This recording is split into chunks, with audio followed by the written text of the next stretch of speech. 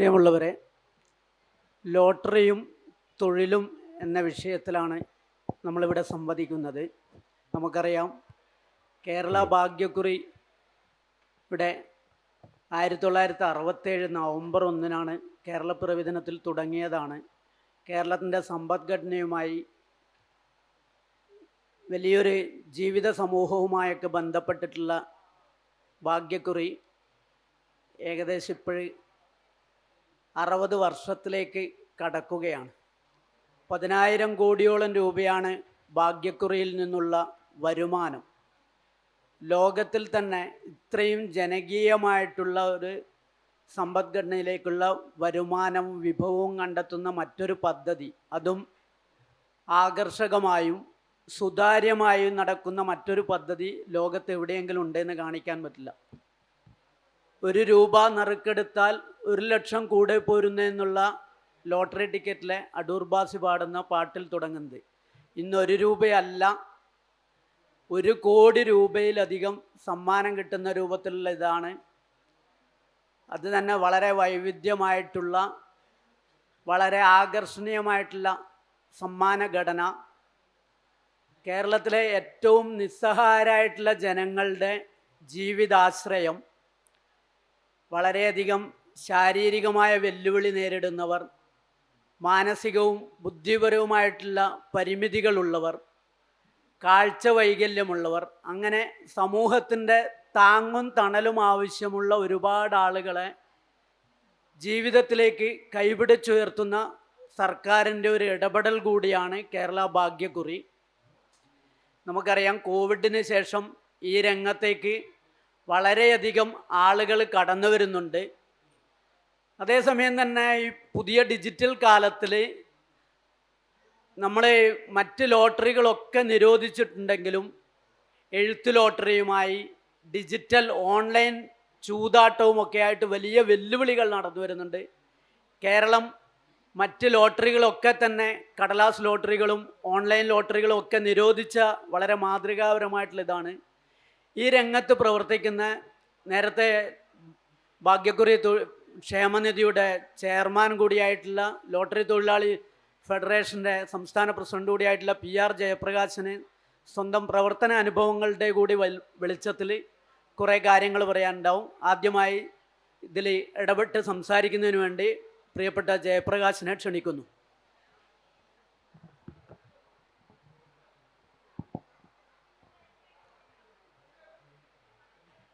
Lottery തൊഴിലാളികൾ എന്ന് പറയുന്നത് ഒരു പ്രത്യേക വിഭാഗമാണ്. ഇവിടെ സൂചിപ്പിച്ചതുപോലെ സംസ്ഥാന ഭാഗ്യക്കുറിയുടെ ചരിത്രത്തിൽ തന്നെ അത് ഏറ്റവും വലിയ വളർച്ചയുടെ ഒരു ഘട്ടത്തിലാണ് ഇന്നിപ്പോൾ കേരളത്തിൽ എത്തി നിൽക്കുന്നത്. 1,08,00,000 ടിക്കറ്റുകൾ പ്രതിദിനം കേരളത്തിൽ നമ്മൾ വിറ്റഴിക്കുന്നുണ്ട്. അതെല്ലാം കൊണ്ടുപോയി ജനങ്ങളിൽ എത്തിക്കുന്ന വിഭാഗമാണ് യഥാർത്ഥത്തിൽ ലോട്ടറി തൊഴിലാളികൾ. അവരാകട്ടെ സമൂഹത്തിൻ്റെ ഏറ്റവും പിന്നോക്കം നിൽക്കുന്നവരാണ്. സ്ത്രീകൾ, പ്രായമുള്ളവർ, അതുപോലെ മറ്റ് കായികാധ്വാനമൊന്നും ചെയ്ത് ജീവിക്കാൻ നിർവാഹമില്ലാത്തവർ, അംഗപരിമിതരായിട്ടുള്ള ആളുകൾ, ഇവരെല്ലാമാണ് ഈ മേഖലയിൽ ബഹുഭൂരിപക്ഷവും തൊഴിലെടുക്കുന്നത്. അപ്പം അവരുടെ ഒരു സ്വയം തൊഴിലെന്ന നിലക്ക് ആർക്കും എപ്പോഴും കടന്നു വരാൻ കഴിയാവുന്ന ഒരു മേഖലയാണ് കേരളത്തിൻ്റെ ലോട്ടറി മേഖല. മറ്റൊരു പ്രത്യേകത, ലോട്ടറി തൊഴിലാളികൾക്ക് അവർക്ക് തൊഴിലെടുക്കുന്നതിന് കാലപരിധിയില്ല. അവർക്ക് നടന്ന് തൊഴിലെടുക്കാൻ കഴിയുന്നിടത്തോളം കാലം അവർക്ക് ഈ തൊഴിലെടുക്കാം. അപ്പം അവർക്ക് അവരുടെ ക്ഷേമത്തിന് വേണ്ടി കേരളത്തിൽ ഒരു ക്ഷേമനിധി ബോർഡും പ്രവർത്തിക്കുന്നുണ്ട്. ഒട്ടനവധി ആനുകൂല്യങ്ങളാണ് ക്ഷേമനിധി ബോർഡ് വഴി തൊഴിലാളികൾക്ക് നൽകി വരുന്നത്. ഇപ്പോഴാണെങ്കിൽ ലോട്ടറി ടിക്കറ്റുകൾക്ക് കുറച്ച് ക്ഷാമമുള്ള ഒരു കാലഘട്ടമാണ്. ക്ഷാമമുള്ള കാലഘട്ടമായതുകൊണ്ട് തന്നെ ഇപ്പോൾ തൊഴിലാളികൾക്ക് വലിയ പ്രയാസമില്ലാതെ കൊണ്ടുവന്ന ടിക്കറ്റ് വിൽക്കാൻ കഴിയുന്ന ഒരു സ്ഥിതിയുണ്ട്. എന്നാൽ ടിക്കറ്റിന് ക്ഷാമമില്ലാത്ത കാലമാണെങ്കിൽ തൊഴിലാളികളുടെ ജീവിതം പ്രയാസകരമാണ്. ഒരു 100 ടിക്കറ്റ് വിൽക്കാൻ വേണ്ടി ഒരാൾ വാങ്ങിച്ചാൽ അതിൽ 10 20 ടിക്കറ്റ് വിൽക്കാൻ കഴിയാതെ ബാലൻസ് വന്നാൽ അത് പിന്നീട് ടിക്കറ്റ് തിരിച്ചെടുക്കില്ല. അപ്പോൾ സ്വാഭാവികമായിട്ട് അവർ നഷ്ടത്തിലാവും. അപ്പോൾ കാലത്ത് മുതൽ തൊഴിലെടുത്ത് വൈകുന്നേരം വരെ ടിക്കറ്റ് വിൽപ്പന നടത്തിയാൽ മുഴുവൻ ടിക്കറ്റും വിറ്റഴിച്ചില്ലെങ്കിൽ അന്ന് ആ തൊഴിലാളിക്ക് യഥാർത്ഥ നഷ്ടമാണ്. പക്ഷെ ഇപ്പോൾ ആ പ്രശ്നമില്ല. ഇപ്പോൾ കേരളത്തിൽ ലോട്ടറി ടിക്കറ്റ് നല്ല ഡിമാൻഡാണ്. അതിന് കാരണം കേരള ലോട്ടറി തികച്ചും സുതാര്യമായതുകൊണ്ട് മാത്രമാണ് ഇത്രയും ഡിമാൻഡ് സംസ്ഥാന ഭാഗ്യക്കുറിക്ക് വന്നിട്ടുള്ളത്. അപ്പോൾ പിന്നോക്കം നിൽക്കുന്ന ഒരു വിഭാഗം എന്ന നിലയിൽ ലോട്ടറി തൊഴിലാളികളുടെ ജീവിതം അവരെ സമൂഹത്തിൻ്റെ മുഖ്യധാരയിലേക്ക് ഉയർത്തിക്കൊണ്ടുവരുന്നതിന് വേണ്ടി സംസ്ഥാന സർക്കാരും അവർക്ക് വേണ്ടിയുള്ള ക്ഷേമനിധി ബോർഡും ഒട്ടനവധിയായ പദ്ധതികൾ ഇപ്പോൾ നടപ്പിലാക്കി വരുന്നുണ്ട്. ഓക്കെ, ലോട്ടറി തൊഴിലാളി യൂണിയൻ്റെ നേതാവും ബോർഡ് മെമ്പറുമായിട്ടുള്ള ജയപ്രകാശ് അദ്ദേഹത്തിൻ്റെ പ്രവർത്തന അനുഭവത്തിൻ്റെ വെളിച്ചത്തിലാണ് ചില കാര്യങ്ങൾ സൂചിപ്പിച്ചത്. അദ്ദേഹം വിൽപ്പനയെക്കുറിച്ച് ചില കാര്യങ്ങൾ പറഞ്ഞിട്ടുണ്ട്. ലോട്ടറി വിൽപ്പനയിൽ ഏകദേശം ഒരു ദശാബ്ദത്തോളമായി പ്രവർത്തിക്കുന്നയാളാണ് ശ്രീ ഗിരീഷ്. നമ്മുടെ കോഴിക്കോട്ടുകാരൻ കൂടിയായിട്ടുള്ള കുണ്ടായിത്തോട് സ്വദേശിയാണ്. ഒരു ലോട്ടറി വിൽപ്പന തൊഴിലാളി എന്നുള്ള രൂപത്തിൽ ശാരീരികമായ വെല്ലുവിളികൾ നേരിടുന്നതിൻ്റെ അപ്പുറമുള്ളതിൽ ഈ മേഖലയിൽ എങ്ങനെയാണ് പ്രവർത്തിക്കുന്നത്, എന്തൊക്കെയാണ് ഈ മേഖലയിലുള്ള പ്രതിസന്ധികൾ, പ്രശ്നങ്ങളെന്ന് ശ്രീ ഗിരീഷ് സൂചിപ്പിക്കും.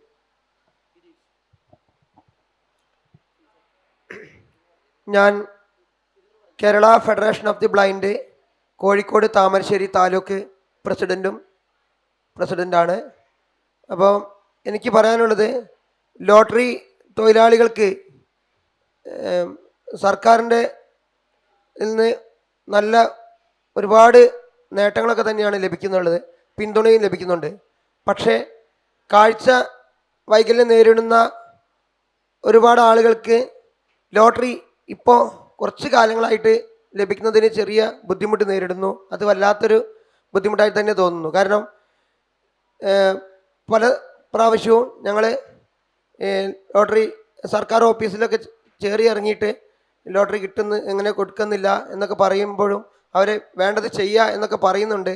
എങ്കിലും അവർക്ക് തന്നെ അത് പരിഹരിക്കാൻ കഴിയാത്തൊരവസ്ഥയാണ്. അത്രയും ടിക്കറ്റുകൾ വിറ്റൊഴിഞ്ഞു പോകുന്നുണ്ട്, പക്ഷേ ടിക്കറ്റ് കിട്ടാത്തൊരവസ്ഥ വരുന്നു. അത് ദുഃഖകരമായിട്ട് തോന്നുന്നു. പിന്നെ മറ്റൊന്നെന്ന് പറഞ്ഞാൽ, ഈ തൊഴിലിൻ്റെ അനുഭവം എന്നെ സംബന്ധിച്ചിടത്തോളം കൊറോണയ്ക്ക് മുമ്പ് വരെ ഞാൻ ഏകദേശം 110 ടിക്കറ്റോളം വിറ്റിരുന്നു. ഇന്ന് 40 ടിക്കറ്റ് പോലും തികച്ച് വിൽക്കാൻ കഴിയുന്നില്ല എന്നതാണ് ദുഃഖ സത്യം. കാരണം കഴിഞ്ഞ ഒരു മാസമായിട്ട് ടിക്കറ്റ് വിൽപ്പന ഞാൻ നിർത്തി. കാരണം എന്താ വെച്ചാൽ ഒരുപാട് ടിക്കറ്റുകൾ ഇടയ്ക്ക് ബാലൻസ് വരുന്നു. പിന്നെ അത് മേക്കപ്പ് ചെയ്യാൻ കഴിയാത്തൊരവസ്ഥ വന്നു. അതിൻ്റെ അടിസ്ഥാനത്തിലൊക്കെയാണ് ഇപ്പോൾ ഞാൻ ലോട്ടറിയിൽ നിന്ന് ചെറിയൊരു പിന്നോട്ട് വരുന്നത്. കാരണം ഇത് ടിക്കറ്റ് ആളുകൾ എടുക്കുന്നുണ്ട്, പക്ഷേ ഇപ്പോൾ ഈ കൊറോണയ്ക്ക് ശേഷം എന്തോ ഒരു ഞെരുക്കം സംഭവിച്ചതുപോലെ തോന്നുന്നു. കാരണം പലപ്പോഴും ടിക്കറ്റ് ചിലവാകാത്തൊരവസ്ഥ, അത് വല്ലാത്തൊരു ബുദ്ധിമുട്ട്. പിന്നെ മറ്റൊന്ന്, നമുക്ക് പെട്ടെന്ന് ടിക്കറ്റ് അഥവാ വിൽക്കാൻ കഴിയാഞ്ഞ് ഇനി വേറെ എവിടെയെങ്കിലും പോകണമെന്ന് പറഞ്ഞു കഴിഞ്ഞാൽ ഇപ്പോഴത്തെ ട്രാഫിക്കിൻ്റെ കുറേ നിയമങ്ങൾ, കാരണം ഒരാളോടൊന്ന് ആക്കി തരാൻ പറഞ്ഞു കഴിഞ്ഞാൽ ഒന്നില്ലെങ്കിൽ ഹെൽമെറ്റ് നമ്മളെ കയ്യിലുണ്ടാവില്ല. അതുകൊണ്ട് തന്നെ ആളുകൾക്ക് നമ്മളെ വണ്ടിയിൽ കയറ്റണില്ല. കാരണം ഒന്ന് അടുത്ത സെഷനിലേക്ക് എത്തണം എന്നുണ്ടെങ്കിൽ നമ്മൾ നടന്നു പോകേണ്ട ആ ഒരു ബുദ്ധിമുട്ട്. അപ്പോൾ ടിക്കറ്റ് പോകുന്നതിൽ ഇപ്പോൾ ഫറോക്ക് സ്റ്റാൻഡിൽ ഞാൻ കച്ചവടം ചെയ്ത് നിൽക്കുകയാണെങ്കിൽ കുറച്ചൊന്ന് രാമനാട്ടിലേക്ക് അങ്ങോട്ടേയും പോകണമെങ്കിൽ ഒരാളോട് പറയുകയാണെങ്കിൽ മോനെ ഹെൽമെറ്റ് ഇല്ല, അതുകൊണ്ട് കയറ്റി കഴിഞ്ഞാൽ പ്രശ്നമാണ്, ക്യാമറ ഉണ്ട്, അങ്ങനെയുള്ള ഒരുപാട് ബുദ്ധിമുട്ട് ഇപ്പോൾ നേരിടുന്നു. അതൊക്കെ വല്ലാത്തൊരു പ്രശ്നമായിട്ട് തോന്നുന്നു. പിന്നെ മറ്റൊന്ന്, ഈ കാഴ്ചയില്ലാത്ത ആളുകൾക്കൊക്കെ ലോട്ടറി വിൽക്കുമ്പോൾ ഈ തൊഴിലിൻ്റെ 25,000 റുപ്യയുടെ ടിക്കറ്റ് വിൽക്കണമെന്നത് ഒരു ബുക്ക് ആണ് വെക്കേണ്ടത്. അത് എന്തായാലും കഴിയും. എങ്കിലും അതൊന്ന് നിജപ്പെടുത്തുകയാണെങ്കിൽ വൈകല്യമുള്ള ആളുകൾക്ക് ഒന്ന് അതിൻ്റെ പരിധി കുറച്ച് കുറയ്ക്കുകയാണെങ്കിൽ കുറച്ചും കൂടി നന്നാവും. പിന്നെ പ്രൈസ് കുറച്ചും കൂടി കൂടുതൽ, ആളുകൾ ഇപ്പം വലിയ കോടികളൊന്നും ആഗ്രഹിക്കുന്നില്ല. 5,000-ൻ്റെ എണ്ണം കൂട്ടുക, 1000-ൻ്റെയും 500-ൻ്റെയൊക്കെ കൂടുതൽ എണ്ണം കൂട്ടി പ്രൈസ് ഒന്ന് പരമാവധി കൂട്ടുകയാണെങ്കിൽ കുറച്ചും കൂടിയൊക്കെ നല്ല രീതിയിലത് മാറും എന്നൊക്കെ എൻ്റെ ഒരു അഭിപ്രായം. എൻ്റെ തൊഴിൽ മേഖലയിലെ പരിചയത്തിൻ്റെ വെളിച്ചത്തിലാണ് ഗിരീഷ് ചില കാര്യങ്ങൾ പറഞ്ഞിട്ടുള്ളത്. അതിലൊന്ന് സമ്മാനഘടന പരിഷ്കരിക്കണമെന്നുള്ളതാണ്. മറ്റൊന്ന് കാഴ്ച വൈകല്യമുള്ളവർക്ക് ഈ ടിക്കറ്റ് ലഭിക്കുന്നതിൽ അവരുടേതായിട്ടുള്ള, നമുക്കറിയാം, ഈ ശാരീരികവും ബൗദ്ധികവുമായിട്ടുള്ള വെല്ലുവിളി നേരിടുന്നവരോട് പ്രത്യേക പരിഗണന കാണിക്കേണ്ട ഇതിലേക്ക് നമ്മുടെ സമൂഹം വികസിച്ചുകൊണ്ടിരിക്കുന്ന ഒരു ഘട്ടമാണ്. എങ്കിലും ഇത്തരം ആളുകളെ വളരെ കാര്യമായിട്ട് പരിഗണിക്കുകയും അവരുടെ ശബ്ദം കേൾക്കുകയും ചെയ്യേണ്ടതുണ്ട്. ഇതിൽ ക്ഷേമനിധി ബോർഡിൻ്റെ മെമ്പർ കൂടിയായിട്ടുള്ള ശ്രീ ജയപ്രകാശിന് എന്താണ് പറയാനുള്ളത്? ഇവർ ഉന്നയിച്ചിട്ടുള്ള ചില വിഷയങ്ങളെക്കുറിച്ച് കേൾക്കാം. ഗിരീഷ് പറഞ്ഞിട്ടുള്ള വിഷയങ്ങൾ, ഒന്ന് ടിക്കറ്റ് ലഭ്യത കുറവാണ്. ഇപ്പം നേരത്തെ പറഞ്ഞു, ഇവിടെ നമ്മൾ വിൽക്കുന്ന ടിക്കറ്റിൻ്റെ ഒരു എണ്ണം 1,08,00,000 ടിക്കറ്റ് ഒരു ദിവസം നമ്മൾ വിൽപ്പന നടത്തുന്നുണ്ട്. അത് ഏജൻറ്റുമാരും സബ് ഏജൻറ്റുമാരും തൊഴിലാളികളും എല്ലാമായിട്ട് കൈമറിഞ്ഞ് പോയിട്ടാണ് വിൽപ്പന നടക്കുന്നത്. അപ്പോൾ ഏജൻറ്റുമാരായി സ്ഥിരമായി ഓഫീസിൽ നിന്ന് വലിയ നമ്പർ ടിക്കറ്റ് എടുക്കുന്നവരുമുണ്ട്. അവർ ആ ടിക്കറ്റ് കൊണ്ടുപോയി സബ് ഏജൻറ്റുമാർ കൊടുക്കും, സബ് ഏജൻറ്റുമാർ തൊഴിലാളികൾ കൊടുക്കും. അങ്ങനെയാണ് വിൽപ്പന, അതിൻ്റെ ശൃംഖല എന്ന് പറയുന്നത് അങ്ങനെയാണ്. അപ്പോൾ ഗിരീഷിനെ പോലെയുള്ള പരിമിതിയുള്ള ആളുകൾക്ക് ടിക്കറ്റ് കിട്ടുന്നില്ല എന്നൊരു പരാതി വന്നപ്പോൾ കഴിഞ്ഞൊരു മാസത്തിനകം തന്നെ ഏതാണ്ട് 2% ടിക്കറ്റുകൾ സാധാരണ ഓഫീസിൽ നിന്ന് വാങ്ങിക്കുന്ന വലിയ ഏജൻറ്റുമാരുടെ ടിക്കറ്റ് കുറവ് വരുത്തി ഇവരെ പോലെയുള്ള പരിമിതരായിട്ടുള്ള ആളുകൾക്ക് കൊടുക്കാൻ വേണ്ടി ഗവൺമെൻറ് തീരുമാനിച്ച് അങ്ങനെ വിതരണം നടത്തിയിട്ടുണ്ട്. ടിക്കറ്റിൻ്റെ വിൽപ്പന സംബന്ധിച്ച് ഗിരീഷ് ചില കാര്യങ്ങൾ പറഞ്ഞു. അത് ഗിരീഷിൻ്റെ ചില പരിമിതികളുടെ ഭാഗമായിട്ടായിരിക്കും. ഇപ്പോൾ ടിക്കറ്റ് സ്വാഭാവികമായിട്ടും നല്ല ഡിമാൻഡുള്ള കാലഘട്ടമാണ്. അച്ചടി ടിക്കറ്റ് തികയാത്തൊരു സ്ഥിതിയാണുള്ളത്. പിന്നെ ഗിരീഷ് പറഞ്ഞിട്ടുള്ള വിഷയങ്ങളൊക്കെ ക്ഷേമനിധി ബോർഡിൻ്റെ ശ്രദ്ധയെ നമുക്ക് പെടുത്താവുന്നതാണ്. അദ്ദേഹത്തിൻ്റെ ഈ വിൽപ്പനയായി ബന്ധപ്പെട്ട് വരുന്ന പ്രയാസങ്ങൾ അതൊക്കെ പരിഹരിക്കാൻ വേണ്ടി ക്ഷേമനിധി ബോർഡ് ആലോചിക്കുന്നുണ്ട്. കഴിഞ്ഞ ബോർഡ് യോഗം എല്ലാ ഓഫീസുകളിലേക്കും ഇവരെപ്പോലുള്ള ആളുകളെ പരിഗണിച്ചുകൊണ്ടുള്ള ഒരു വീൽ ചെയർ എല്ലാ ലോട്ടറി ഓഫീസുകളിലും കൊടുക്കുന്നതിന് വേണ്ടി തീരുമാനം കഴിഞ്ഞ ബോർഡ് യോഗം സ്വീകരിച്ചിട്ടുണ്ട്. അപ്പോൾ ഇവർക്ക് ഇത്തരം വിഭാഗങ്ങൾ പ്രത്യേക പരിഗണന ക്ഷേമനിധി ബോർഡ് നൽകാറുണ്ട്. അവരൊരു സംഘടനയുണ്ട്. ആ സംഘടന ക്ഷേമനിധി ബോർഡിന് പലപ്പോഴും അവരുടെ ആവശ്യം ഉന്നയിച്ച് കത്ത് തരാറുണ്ട്. ആ കത്തുകളെല്ലാം പരിഗണിച്ച് പരമാവധി അവർക്ക് വേണ്ടി ചെയ്യാൻ കഴിയാവുന്ന കാര്യങ്ങളെല്ലാം തന്നെ നമ്മൾ ചെയ്തു കൊടുക്കുന്നുണ്ട്.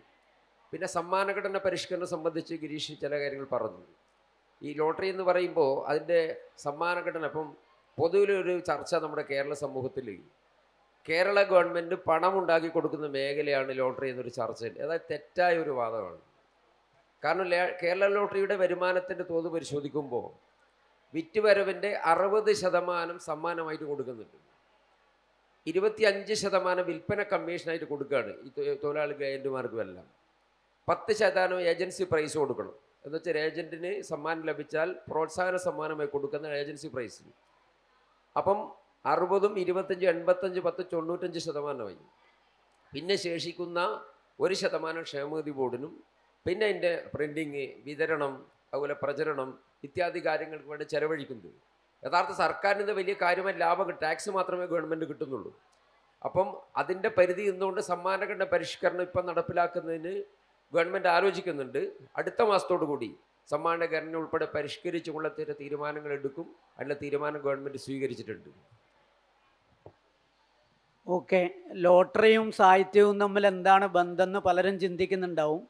വളരെ സുസ്ഥിരവും ഇതുമായിട്ടുള്ളൊരു സമ്പദ്ഘടന ഉണ്ടെങ്കിലാണ് ലോട്ടറി സാഹിത്യവും വളരെ ഇതായിട്ട് പോവുക. നമ്മുടെ ചർച്ചയിൽ നേരത്തെ പങ്കെടുക്കേണ്ടിയിരുന്ന ശ്രീ ഫിലിപ്പ് ജോസഫ് എത്തിയിട്ടുണ്ട്. അദ്ദേഹത്തെ സ്വാഗതം ചെയ്യുകയാണ്. അദ്ദേഹത്തിൻ്റെ വാക്കുകൾ കേൾക്കാം.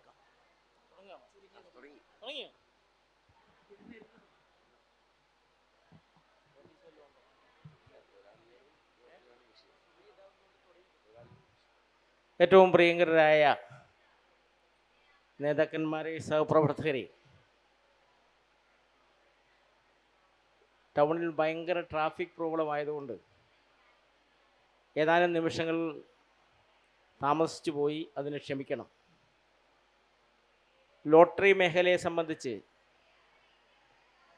ഇത്തരത്തിൽ ഒരു സംവാദം ഈ കാലിക്കറ്റ് ഫെസ്റ്റുമായി ബന്ധപ്പെട്ട് സംഘടിപ്പിക്കാൻ, ഓർഗനൈസ് ചെയ്യാൻ തയ്യാറായ ഇതിൻ്റെ സംഘാടകരെ മുക്തകണ്ഠം ഞാൻ പ്രശംസിക്കുകയാണ്. കാരണം കേരളത്തിലെ ഏറ്റവും അധികം സ്നേഹം അർഹിക്കുന്ന, ഏറ്റവും അധികം പരിഗണിക്കപ്പെടേണ്ട ഒരു സമൂഹമാണ് ലോട്ടറി വിൽപ്പന നടത്തുന്ന തൊഴിലാളികൾ. നിങ്ങളൊക്കെ യാത്ര ചെയ്യുന്നവരാണ്. ഇന്ന് നിങ്ങൾ യാത്ര ചെയ്യുമ്പോൾ ഏത് സ്ഥലത്ത് ചെന്നാലും, അത് ഗ്രാമങ്ങളിലാണെങ്കിലും പട്ടണങ്ങളിലാണെങ്കിലും തിരക്കുള്ളിടത്താണെങ്കിലും തിരക്കില്ലാത്തിടത്താണെങ്കിലും ലോട്ടറി വിറ്റ് ഉപജീവനം നടത്തുന്ന സാധാരണക്കാരിൽ സാധാരണക്കാരായ പാവപ്പെട്ട ലോട്ടറി സഹപ്രവർത്തകന്മാരെ നിങ്ങൾക്ക് കാണാൻ കഴിയും. ചിലപ്പോൾ നിങ്ങളുടെ അടുത്ത് അവർ സമീപിക്കും. രാവിലെയാണെങ്കിൽ അവർ പറയും, സാർ ഞാൻ ഭക്ഷണം കഴിച്ചില്ല, ഒരു ലോട്ടറി ടിക്കറ്റ് എടുത്ത് എന്നെ സഹായിക്കണം. അല്ലേ? എത്രയോ സംഭവങ്ങൾ നമ്മുടെ മനസ്സിലൂടെ കടന്നു പോകും. ഒരു തൊഴിൽ ചെയ്ത് ജീവിക്കണമെന്നുള്ള അഭിമാനബോധത്തിൻ്റെ ഏറ്റവും വലിയ ഒരു ഉദാഹരണമാണ് ഒരു ലോട്ടറി തൊഴിലാളി. ഇന്ന് ലോട്ടറി മേഖല വളരെയധികം വളർന്നു വ്യാപിച്ചിരിക്കുന്നു. 67 ഇത് ആരംഭിക്കുമ്പോൾ 50 വർഷം പിന്നിട്ടിരിക്കുന്നു. എന്തെല്ലാം പ്രതീക്ഷകളോടെയാണ് ഈ ലോട്ടറി എന്ന് പറയുന്ന സംവിധാനം കേരളത്തിൽ ആരംഭിച്ചത്. ഇന്ത്യയിൽ പല സംസ്ഥാനങ്ങളിലും ലോട്ടറി ഉണ്ട്. ഇവിടെ കൽക്കട്ടയിലുണ്ട്, പശ്ചിമ ബംഗാൾ. എത്ര സമയമുണ്ട്? ഇത്രേ ഉള്ളൂ. അയ്യോ ദൈവമേ, 3 മിനിറ്റാണോ? അപ്പോൾ ഞാൻ ഇവിടെ നമ്മുടെ മോഡറേറ്റർ പറഞ്ഞു സമയം ഇനി വെറും വളരെ 3 മിനിറ്റ് പോലും ഇല്ല എന്ന് പറഞ്ഞു. അതുകൊണ്ട് ഞാൻ എൻ്റെ മനസ്സിലുള്ള ആശയങ്ങളെല്ലാം വെട്ടിച്ചുരുക്കുകയാണ്. അപ്പോൾ എനിക്ക് നിങ്ങളോട് അഭ്യർത്ഥിക്കാനുള്ളത്, നമ്മളെല്ലാവരും പരിഗണിക്കപ്പെടേണ്ട ഈ മേഖലയെ നാളുകളിൽ അതിശക്തമായി മുന്നോട്ട് കൊണ്ടുപോകാൻ കേരള സമൂഹത്തിൻ്റെ പൂർണ്ണമായ പിന്തുണ ഉണ്ടാകണം. അന്യസംസ്ഥാന ലോട്ടറി കേരളത്തിലുണ്ടായിരുന്നു. ഇന്ന് ഏറ്റവും കൂടുതൽ ലോട്ടറി മേഖല കൊണ്ട് ഗുണം കിട്ടിയത്, അതായത് അന്യസംസ്ഥാന ലോട്ടറിയെ കേരളത്തിൽ നിന്നും നമ്മൾ ആട്ടിപ്പായിച്ചു, നമ്മൾ ഇല്ലാതാക്കി. അതുകൊണ്ട് ഏറ്റവും കൂടുതൽ ഗുണം കിട്ടിയത് സർക്കാരുകൾക്കാണ്. ഇന്ന് ലോട്ടറിയുടെ വിറ്റുവരവ് എന്ന് പറയുന്നത് ഏതാണ്ട് 15,000 കോടി രൂപയോളം അടുക്കുന്നു. 1,08,00,000 ടിക്കറ്റാണ് പ്രിൻ്റ് ചെയ്യുന്നത്. ആ പ്രിൻ്റ് ചെയ്യുന്ന മുഴുവൻ ടിക്കറ്റുകളും കേരളത്തിലെ ജനങ്ങൾ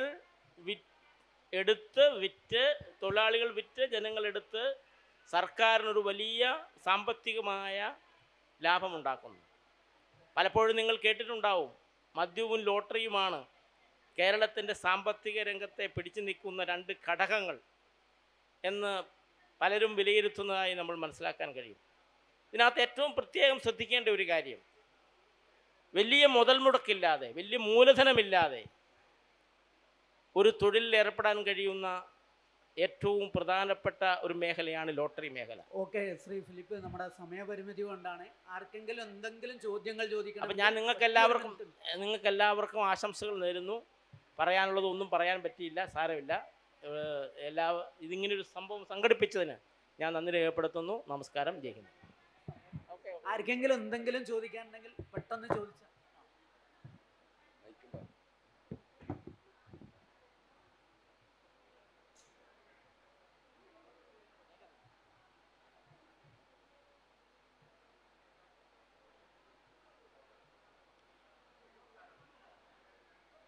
കേൾക്കുന്നില്ല.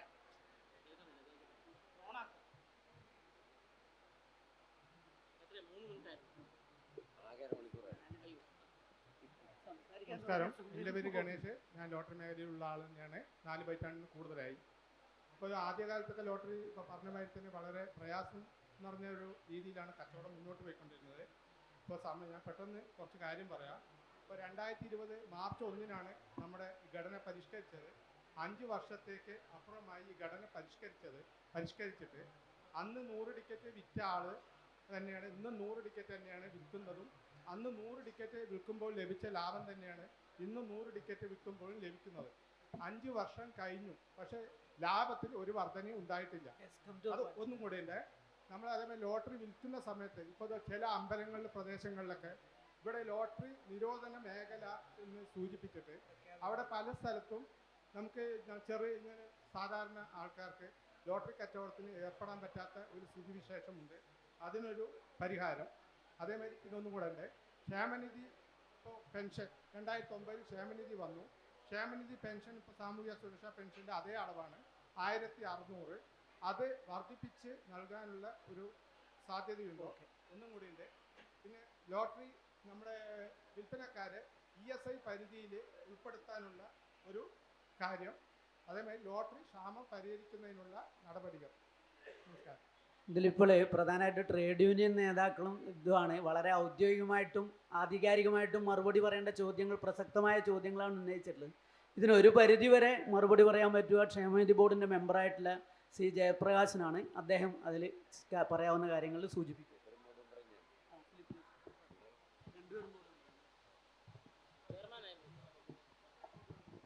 ഇതിൽ തൊഴിലാളികളുടെ ലാഭം വർദ്ധിക്കുന്നില്ല എന്നൊരു വസ്തുത പറഞ്ഞു.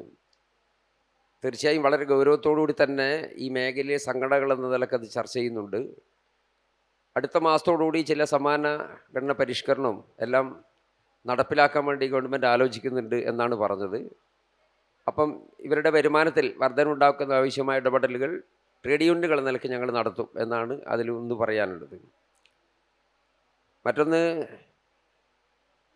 ഈ വരുമാന വർധനവുമായി ബന്ധപ്പെട്ട് തട്ടിച്ചു നോക്കുമ്പോൾ ടിക്കറ്റിൻ്റെ വിൽപ്പനയുടെ കമ്മീഷനാണ് തൊഴിലാളികൾ ലഭിക്കുന്നത്. പണ്ട് 100 ടിക്കറ്റ് എടുത്താൽ ആ മുഴുവൻ ടിക്കറ്റ് അവർക്ക് വിൽക്കാൻ വേണ്ടി കഴിയുന്ന സാഹചര്യം ഇല്ലായിരുന്നു.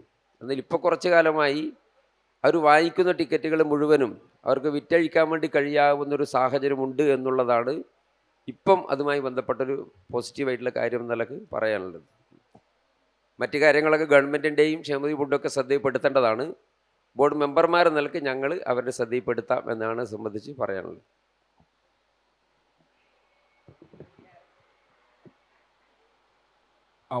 ഒരു ചോദ്യം കൂടി ചോദിക്കാവുന്നതാണ്, ആരെങ്കിലും ഉണ്ടെങ്കിൽ. ഞാൻ നമ്മുടെ സംഘടനയുടെ all Kerala lottery sellers Congress INDC Kozhikode ജില്ലയുടെ പ്രസിഡൻ്റാണ് MC തോമസ്. ഈ ബോർഡ് മെമ്പർമാരാണ് 2 പേരും, ഫിലിപ്പ് ജോസഫും പിന്നെ ജയപ്രകാശും. മുൻ ചെയർമാനും കൂടിയാണ് നമ്മളെ ജയപ്രകാശ്. എനിക്കൊറ്റ ചോദ്യം, ഈ 15,000 കോടിയോളം വരുമാനം ആർജിച്ച് നമ്മളെ ഗവൺമെൻറ്റിലേക്ക് കൊടുക്കുമ്പോൾ സാധാരണക്കാരൻ, അതായത് പ്രായം പരിധി കഴിഞ്ഞവരും ജോലി ചെയ്യാൻ ബുദ്ധിമുട്ട് അനുഭവിക്കുന്നവരും വികലാംഗരും അംഗവൈകല്യരും ഒക്കെയായ തൊഴിലാളികളാണ് ഇത് കൂടുതലും വിറ്റ് ഉപജീവന മാർഗം നടക്കുന്നത്. അവർക്ക് സർക്കാരിലേക്ക് ഈ 15,000 കോടിയോളം വരുമാനം വർദ്ധിച്ചു കൊടുക്കുന്ന തൊഴിലാളികൾക്ക് ഈ ക്ഷേമ പെൻഷൻ കൊടുക്കുന്നതിൽ ഈ 1,500 രൂപ എന്നുള്ളത് മാറ്റി ഈ പെൻഷൻ ഒന്ന് വർദ്ധിപ്പിക്കേണ്ട ഒരു ന്യായമായ ഒരു അവകാശമാണെന്ന് എനിക്ക് തോന്നുന്നത്. അതിനെക്കുറിച്ചൊരു മറുപടി പറഞ്ഞാൽ കൊള്ളാം. ഓക്കെ, കേരളത്തിൽ മാത്രമാണ് ഇങ്ങനെ ഒരു ക്ഷേമനിധിയും പെൻഷനും ഉള്ളത് എന്നുള്ള സ്വാഗതാർഹമായ കാര്യം കൂടി പരിഗണിക്കുക. ശ്രീ ഫിലിപ്പ് അതിനോട് പ്രതികരിക്കും. പെൻഷനെ സംബന്ധിച്ചുള്ളത് ഒരു ഗവൺമെൻറ്റിൻ്റെ നയപരമായ കാര്യമാണ്. ഇപ്പം ലോട്ടറിക്ക് മാത്രമായി പെട്ടെന്ന് പെൻഷൻ വർദ്ധിപ്പിക്കാൻ പറ്റില്ല. ബാക്കി സാമൂഹ്യ പെൻഷൻ എല്ലാം ഒരേ നിരക്കിൽ കൊടുക്കുമ്പോൾ ലോട്ടറിക്ക് മാത്രമായി അത് പെട്ടെന്നൊരു വർധനവ് നടപ്പാകുമോ എന്നുള്ളതിനെ സംബന്ധിച്ച് സംശയമുണ്ട്. പക്ഷേ തോമസ് പറഞ്ഞ കാര്യം ഗൗരവമായി ഉൾക്കൊണ്ട് ഞങ്ങളിത് ഗവൺമെൻറ്റിൻ്റെ മുമ്പിൽ ഈ ആവശ്യം ഉന്നയിച്ച് പരമാവധി വർദ്ധിപ്പിക്കുന്നതിന് വേണ്ടിയുള്ള ശ്രമം ട്രേഡ് യൂണിയനുകൾ എന്നുള്ള നിലയിൽ ഞങ്ങൾ ആലോചിച്ച് ചെയ്യുന്നതാണ്. ഓക്കെ, ഇനി ആർക്കും ചോദ്യങ്ങളില്ലെന്ന് തോന്നുന്നു. വളരെ പരിമിതമായിട്ടുള്ള സമയത്തിനുള്ളിൽ ഈ ചർച്ച കേൾക്കാനെത്തിയ എല്ലാവരോടും സ്നേഹവും നന്ദി അറിയിക്കുന്നു. Thank you sir.